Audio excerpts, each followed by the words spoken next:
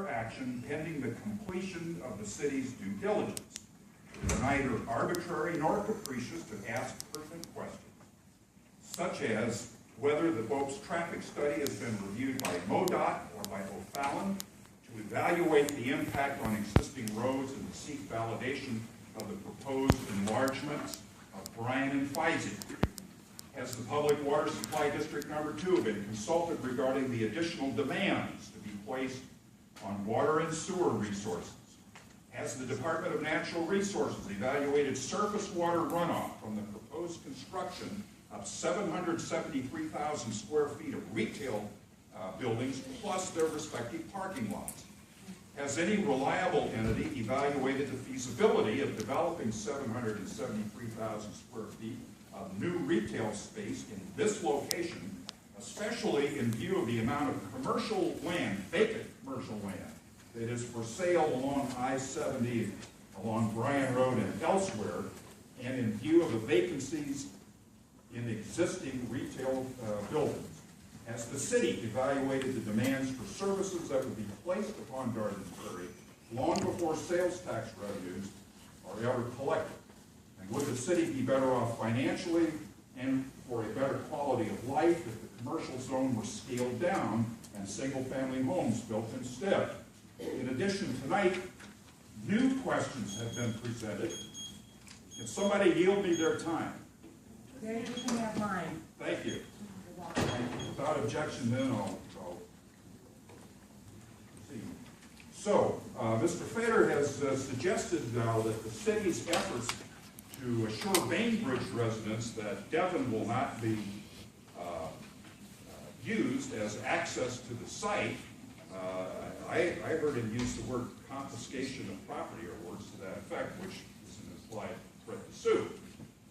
And in so doing, he's dropped the other shoe, which is the 88 acres that are not part of the area concept plan, eventually to be developed with some residential property.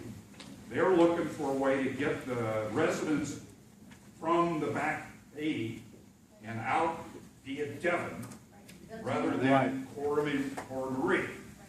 So now you know another set of questions that haven't been addressed because they are technically outside the current area plan.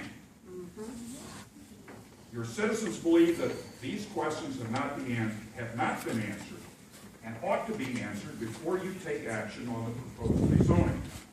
The Bope representative has argued that C2 zoning classification can't be denied, and even if that were true, it does not mean that reclassification to C2 has to be approved on the basis of this grandiose area concept. The board may one day conclude that some commercial development on the corner of Bryan and Feisey is indeed appropriate, but it does not have to be 86 acres.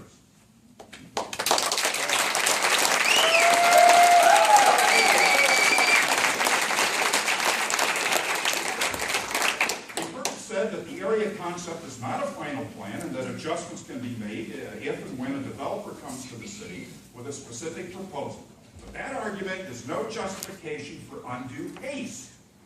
If you approve rezoning on the basis of this concept, the property will be marketed as this grand development, complete with full-color artist renderings.